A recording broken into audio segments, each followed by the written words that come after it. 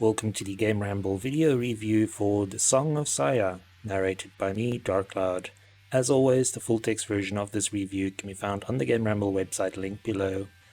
The TLDR is that the new remastered version of The Song of Saya updates this classic visual novel without messing with the things that made it so popular. It is still as disturbing as ever, although the Steam players will have to spring for the adult patch to get the full experience. The original artwork looks great in high definition, and the new engine means it's no longer a hassle to try to run the game on modern hardware. It's also good to see that the already great translation has been polished even more.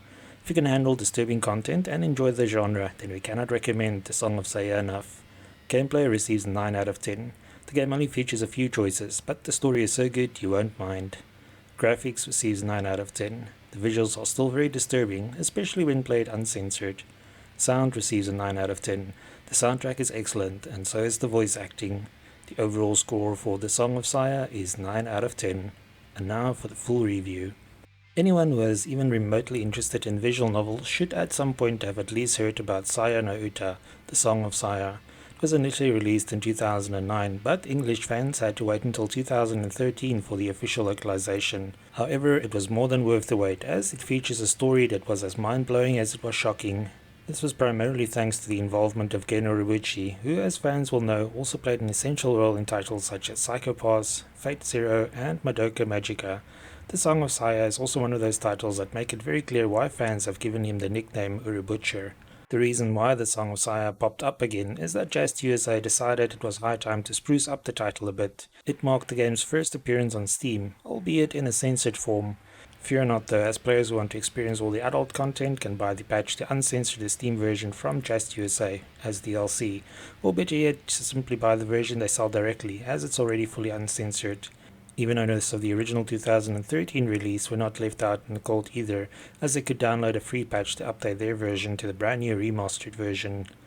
Before we delve into what is new for this update, let's first take a look at what The Song of Saya is all about, and why it's caused such a stir among visual novel fans. Although the story is told from the viewpoint of multiple characters, the protagonist is a young medical student named Fuminori. He is involved in a terrible car accident while traveling with his parents, and emerged from the crash as the sole survivor. The only thing that saves his life is the groundbreaking surgery performed on him, but it also leaves him with some unintended side effects.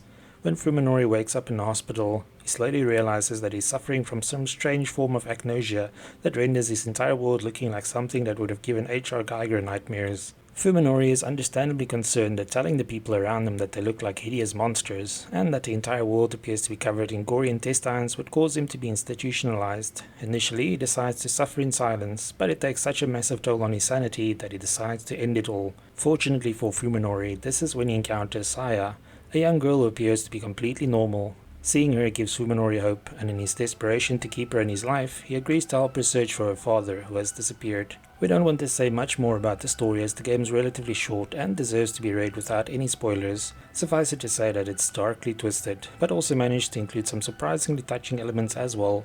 Everything moves along briskly, so don't expect to find humor or light-hearted moments in this tale. The fact that everything unfolds from multiple viewpoints makes it all the more disturbing, as players get to experience some events directly through the eyes of both victims and assailants. Opting to play the uncensored version adds some additional adult scenes to the game, but don't expect to see anything arousing. Instead, these scenes make the game even more disturbing, especially knowing that what the protagonist is seeing is not reality. The fact that the first thing you're asked when you start the game is whether you want to blur or dim grotesque CG should say a lot about what to expect. Thankfully, most of the truly disturbing stuff that happens in the game is only described instead of shown, which is probably for the best.